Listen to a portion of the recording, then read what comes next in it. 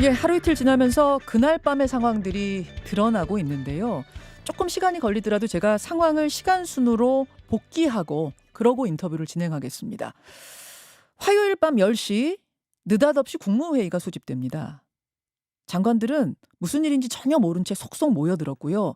대통령과 국무총리 포함 11명이 모이자 성원이 다 됐다 하면서 회의가 시작됐다고 해요. 이 자리에서 장관들 대다수는 계엄의 우려와 반대를 표명했지만 대통령은 워낙 완강하게 밀어붙였다고 합니다. 10시 20분 국방장관이 박안수 육군참모총장을 부릅니다. 포고령 1호를 내밀면서 계엄사령관을 맡으라 이렇게 명령합니다. 그러면서 어기면 항명이다 라고 말을 했다는 게 육군참모총장의 주장입니다. 이 포고령을 본 육참총장은 이거 법적으로 문제될 수 있다라는 얘기를 했대요. 그러자 국방장관이 법적 검토 끝난 거다라고 답을 했답니다. 10시 23분 대통령은 카메라 앞에서 계엄을 선언합니다. 그리고 직후 국회는 경찰에 의해서 폐쇄가 됐는데 경찰청장은 계엄사령관 즉 육참총장의 전화를 받았다고 했습니다. 근데 계엄사령관은 국방장관 지시 따른 거다 이렇게 얘기합니다. 10시 30분 군인들은 국회보다 선관위에 먼저 진입했습니다. 인원은 297명. 국회로 투입된 인원보다 많았죠. 그러면 군인들이 국회에 진입한 건 언제냐? 11시 50분경입니다. 헬기 타고 마당에 내렸어요. 그리고 그 후의 상황은 우리가 눈으로 목격한 그대로입니다. 미스터리가 한두 가지가 아닌데 우선 이번 계엄의 행동 지침이 된 포고령, 그 포고령 누가 작성했을까요? 내란죄가 적용될 만한 항목들이 들어있기 때문에 이 포고령 작성자를 밝히는 건 아주 중요합니다. 일단 어제 국회에 나온 박안수 육군참모총장, 박안수 계엄사령관은 나도 모른다. 그 밑에 내 이름이 적혀 있지만 그걸 국방장관이 들고 와서 네가 계엄사령관 맡아라 라고 내밀었다는 거예요. 근데 어제 국회에 출석한 국방부 차관은 말합니다. 국방부 차원에선 작성한 적이 없습니다. 그럼 누가 쓴 걸까요? 또 하나의 궁금증. 군부대는 왜 선관위를 먼저 장악했을까요? 그것도 국회보다 먼저 선관위에 들이닥쳐서 직원들 휴대폰 압수한 이유는 뭘지 이것도 궁금증이 남죠. 이외에도 많은 궁금증들을 함께 풀어주실 분 모시겠습니다. 사성장군 출신 민주당 김병주 의원 전화로 연결돼 있습니다. 김 의원님 나와 계십니까? 네, 김병주입니다. 안녕하세요. 예, 안녕하세요. 김 의원님 그 윤석열 정부가 계엄을 논의하는 것 같다는 의혹을 사실 가장 먼저 제기하신 분입니다. 네네. 그때 어떤 조짐이 있었던 건가요? 일단 제가 계엄을 할 수 있다고 문제 제기한 것은 김용현 전 경호처장이 국방부 장관으로 내정이 됐을 때 그때 제기를 했습니다. 예. 왜냐하면은 김용현 국방부 장관으로 내정한 것은 계엄할 수 있는 어떤 구조, 시스템을 만들어졌다라고 봤거든요. 왜냐하면은 계엄 그리고 또 제보도 있었고요. 그리고 구조는 계엄을 건의할 수 있는 두 사람, 행안부 장관과 국방부 장관이 건의할 수 있는 사람인데 다 충암고 출신이고 계엄이 발의가 되면은 핵심 키맨이 지금 또 보시면 아시겠지만은 국방부 장관과 방첩사령관, 네. 그다음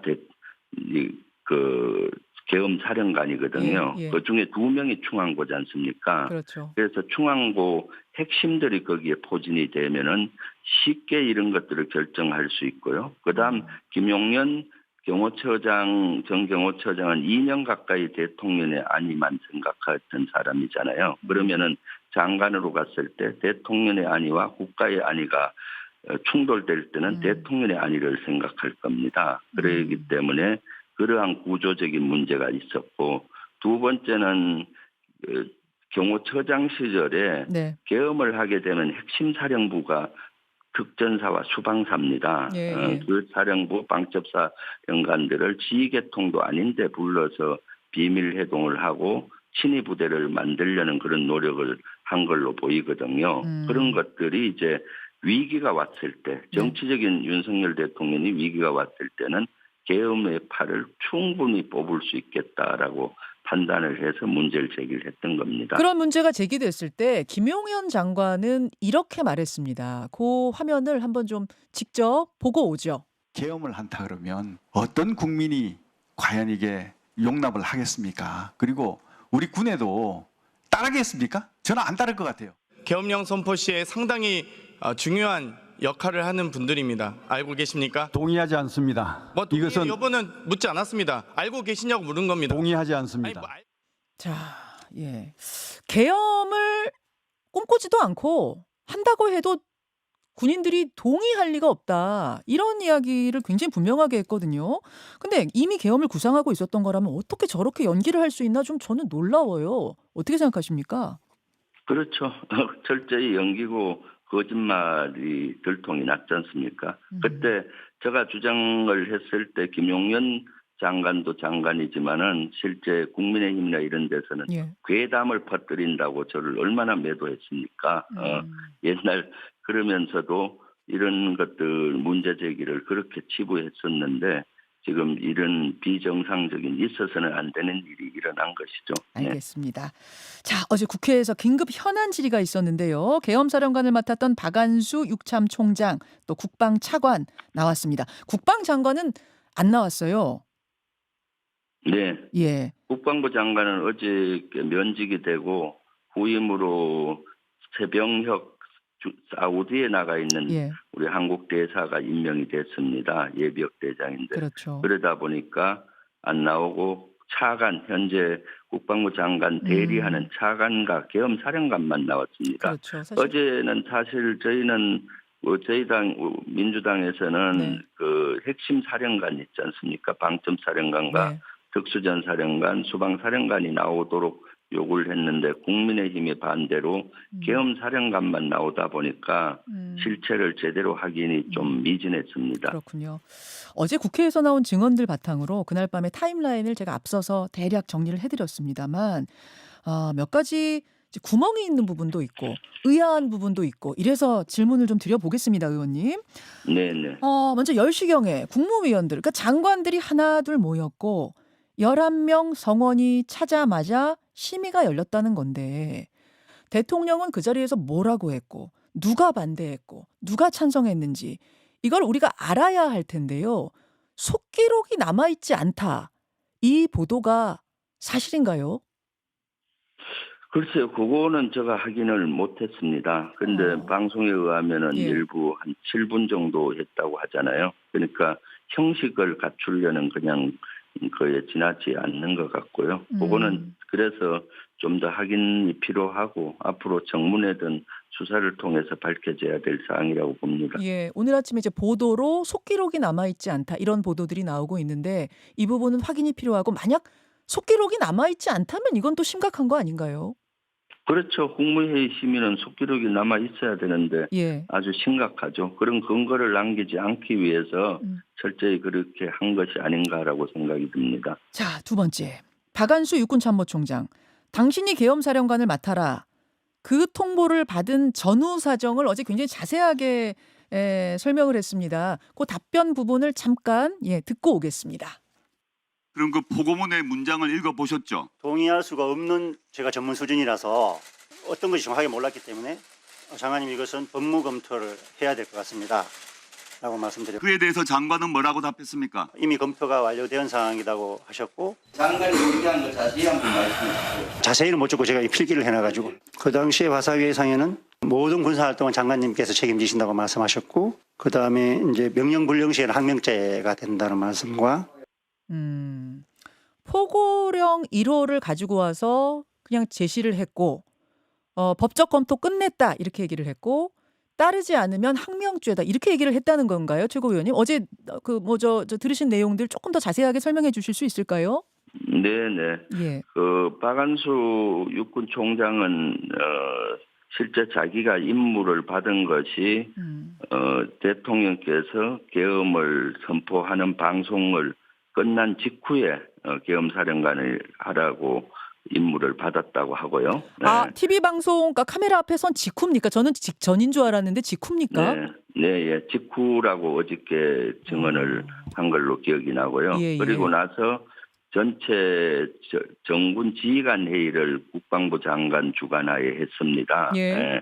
할 때 이제 그 화면에 군단장급 이상이 나오거든요. 3스타 이상들이 예. 화면에 나왔을 때 이번에 계엄 사령관은 옆에 있는 박안수 사령관이다.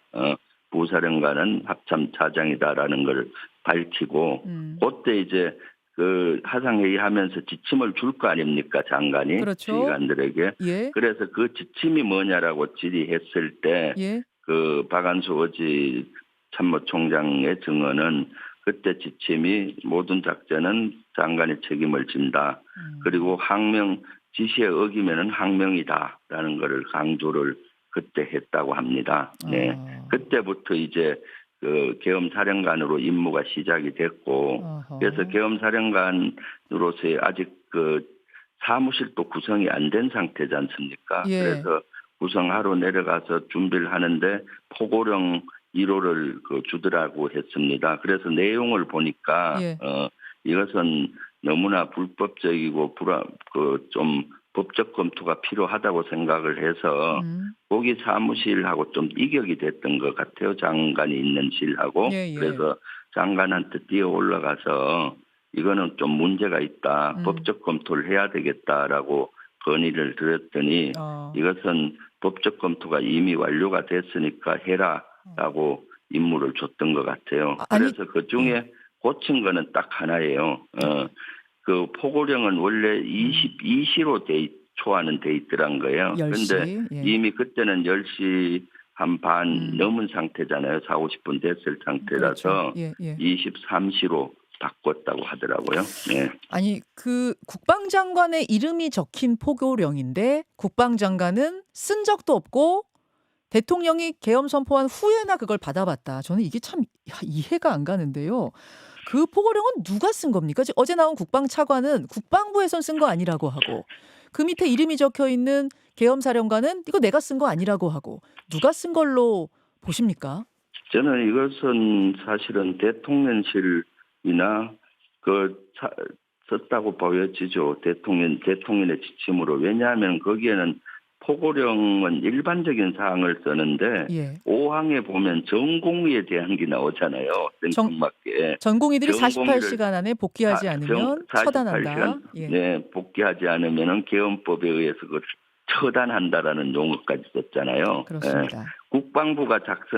국방부라든가 예를 들어서 계엄 사령부 등 그런 데서 작성을 했다면은 예. 전공의가 왜 였겠습니까? 일반적인 지침을 였죠. 그래서 이것은 대통령실이 관여가 됐다라고 보여지고 계엄을 통해서 그동안 정치력으로 못 풀었던 거를 총칼로 풀려고 했던 이런 야욕, 이런 것들의 포고령에 보면은 아주 적나라하게 나오는 거죠. 네. 계엄사령 예 말씀하십시오. 그리고 1항도 문제가 있죠. 국회와 지방의회 정당의 정치 활동을 일체 금한다라고 돼 있거든요. 예, 예. 네.